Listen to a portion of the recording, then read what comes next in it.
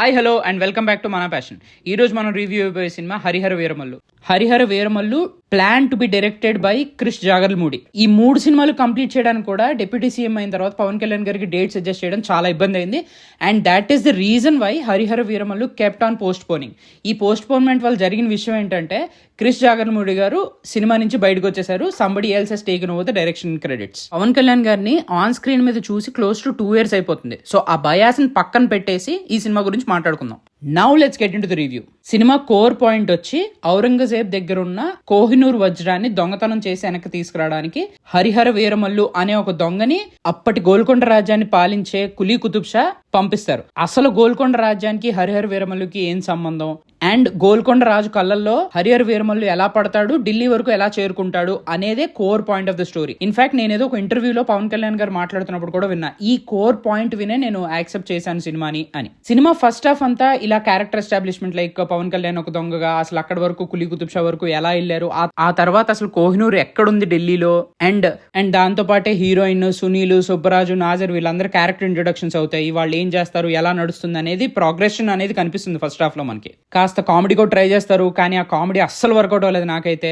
And major conflict దగ్గరకు వచ్చేసరికి interval bank పడుతుంది. దాట్ ఈస్ అక్కడ వరకు ఒక రకంగా ఓకే అని చెప్పుకోవాలి సినిమా.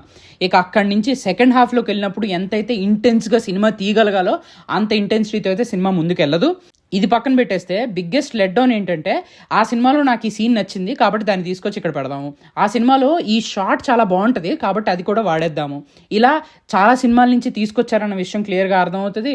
కీరవాణి గారు కూడా మ్యూజిక్ ఎక్కడైతే మనకి హైప్ ఇవ్వాలో అక్కడ హైప్ రాలేదేమో అన్న ఒక ఫీలింగ్ వస్తుంది. కమర్షియల్ ఎలిమెంట్స్ లేదా హైప్ ఇవ్వాల్సిన మూమెంట్స్లో డల్ అయిపోయింది అనిపిస్తుంది. అండ్ ఇదంతా కాకుండా అసలు మెయిన్ కోర్ పాయింట్ ఏదైతే కోహినూర్ దొంగతనం ఉందో దాని నుంచి చాలా ఎక్కువ డీవియేషన్స్ ఉన్నాయి మూవీలో అని కూడా అనిపిస్తుంది. దీనంతటికీ తోడు set design or production values అనేవి నాకు ఎందుకు అసలు కంప్లీట్లీ ఒక మెస్లా అనిపించింది. అండ్ విఎఫ్ఎక్స్ అయితే the biggest let down. Second హాఫ్లో ఒక హరికేన్ సీన్ ఉంటుంది, అందులో విఎఫ్ఎక్స్ కూడా చాలా చాలా వరస్ట్గా ఉంది. It could have been a lot better. ఈ విషయంలో టైం లేదు, రష్ చేశాము అనడానికి కూడా లేదు, ఎందుకంటే this does not involve Pawan Kalyan in fact directly.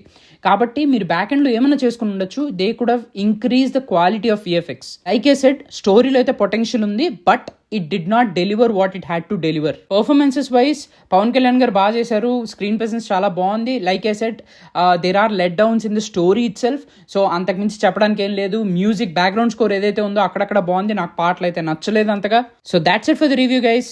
మీరు ఈ సినిమా చూసుంటే మీకు ఎలా అనిపించిందో కామెంట్ సెక్షన్లో మాతో షేర్ చేసుకోండి. ఒకవేళ మీకు ఈ రివ్యూ నచ్చినట్లయితే do like, share and subscribe to మన ప్యాషన్. Thank you.